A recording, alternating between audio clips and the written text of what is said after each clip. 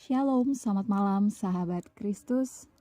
Damai sejahtera dan sukacita dari Allah memenuhi hati kita sekalian. Apapun kondisi yang kita alami saat ini, kita percaya bahwa hidup kita ada di tangan Tuhan dan kita mau memberikan diri untuk mendengarkan kebenaran firman Tuhan. Malam ini saya, Sofia Margareta, akan menyampaikan firman Tuhan bagi sahabat Kristus. Masa pandemi ini tentu tidak mudah bagi kita semua.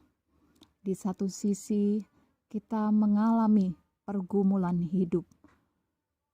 Berbagai duka cita kita alami, mungkin secara fisik.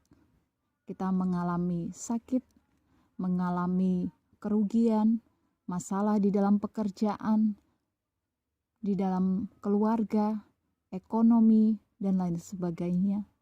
Namun di sisi yang lain kita juga mengalami bahwa berkat-berkat Allah dicurahkan atas kita.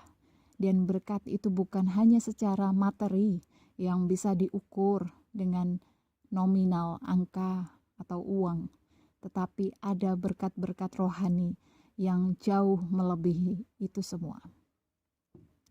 Belakangan ada kisah nyata yang diangkat oleh media tentang seorang wanita yang diceraikan oleh suaminya, yang kemudian menikahi asisten rumah tangga mereka. Hatinya hancur mendapati pernikahannya selama 10 tahun harus berakhir, dan ketiga anaknya harus tinggal terpisah dengan ayah mereka. Wanita tersebut mengalami patah hati, namun belajar untuk merelakan dan melanjutkan hidupnya demi anak-anaknya. Itu termasuk patah hati, bukan? Apakah patah hati bisa diobati? Kalau bisa diobati, siapa yang dapat melakukannya? Malam ini kita sama-sama belajar dari Mazmur, yaitu patah hati bisa diobati. Tuhan itu dekat kepada orang-orang yang patah hati, dan Ia menyelamatkan orang-orang yang remuk jiwanya. Mazmur 34 ayat 18 terjemahan baru. Dan di dalam Alkitab bahasa Inggris New King James Version tertulis, "The Lord is near to those who have a broken heart and save such as have a contrite spirit." Daud sadar bahwa hanya Tuhanlah yang mau dan mampu menolongnya di saat keadaannya benar-benar rumit. Di sini dikatakan to those who have a broken heart. Berarti lebih dari satu orang. Siapa saja bisa mengalami patah hati. Dan patah hati bukan semata-mata terkait karena cinta atas pasangan kita, tetapi juga mungkin ada harapan-harapan kita, impian-impian kita yang harus tidak sesuai kenyataan. Dan kita mungkin bisa patah hati saat itu. Di sini Daud sadar bahwa hanya Tuhanlah yang mampu menolongnya. Hanya Tuhan yang mampu mengobati segala jenis patah hati.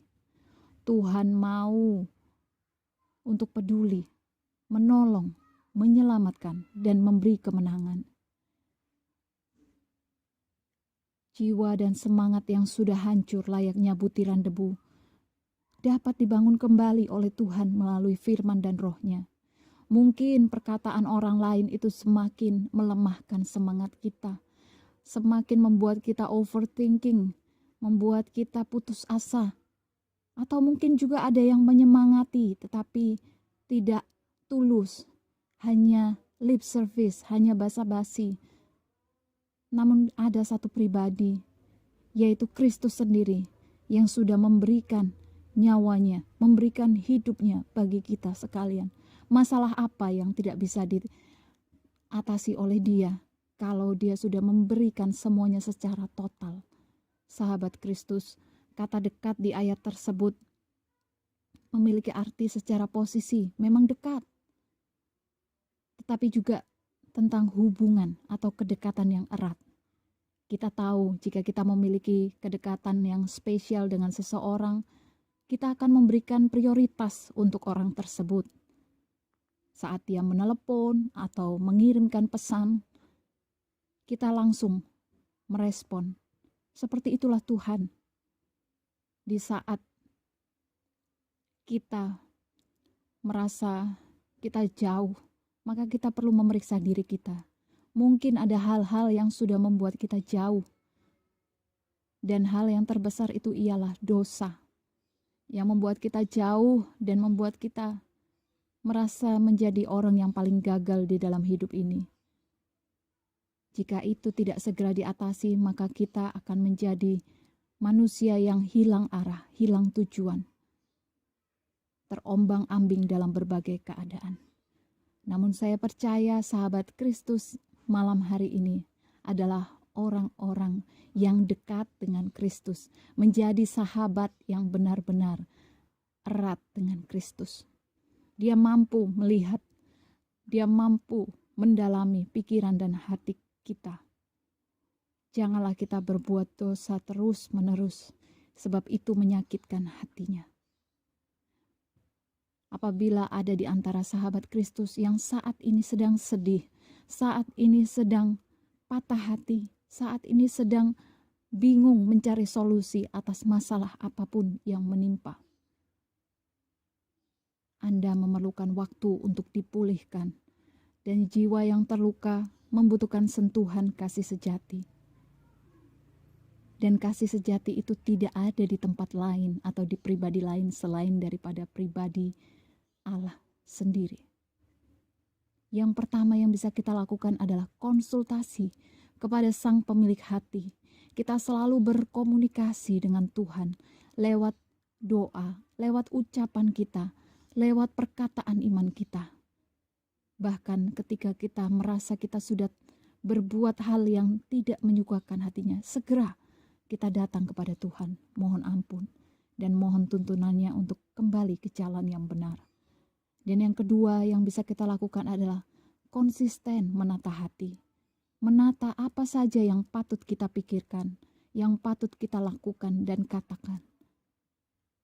Sebab saat kita menyukakan hati Tuhan, Dia tidak akan pernah lalai menepati janjinya.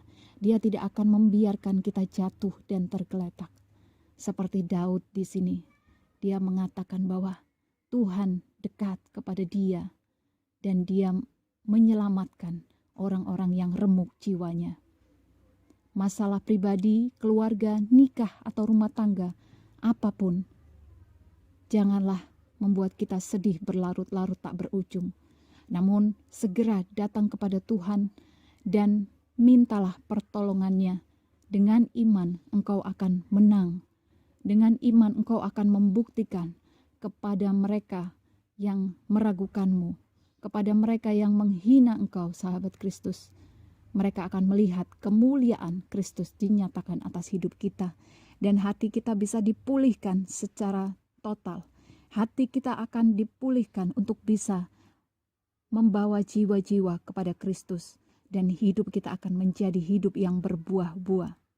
Sampaikan kepada orang lain bahwa patah hati bisa diobati. Tuhan Yesus memberkati. Kita berdoa bersama-sama. Kami bersyukur Tuhan untuk saat teduh malam hari. Kami percaya bahwa firman-Mu ya dan amin. Tidak ada suatu kondisi yang dapat menjauhkan kami daripada kasih-Mu. Kalaupun kami sempat jauh, kami percaya Engkau senantiasa mengulurkan tangan-Mu untuk menolong kami, memberikan kelepasan dan kemenangan kepada kami. Ampuni segala dosa dan kesalahan kami. Kami percaya Tuhan, di saat kami taat, di saat kami memberikan hidup kami sepenuhnya untuk Tuhan, maka Tuhan tidak akan lepas tangan atas hidup kami. Apapun yang kami butuhkan, secara rohani kami butuh kekuatan, butuh damai sejahtera, sukacita di dalam keseharian kami, pribadi atau keluarga. Dan kami juga membutuhkan hal-hal jasmani, makan, minuman, pakaian, apapun. Kami percaya Tuhan sudah tolong, Tuhan sudah memberkati. Dan kami rindu untuk menjadi berkat dimanapun kami berada. Pakailah setiap hidup kami Tuhan. Kami menyerahkan hidup kami. hanya di dalam satu nama, yaitu Tuhan Yesus Kristus. Haleluya, amin.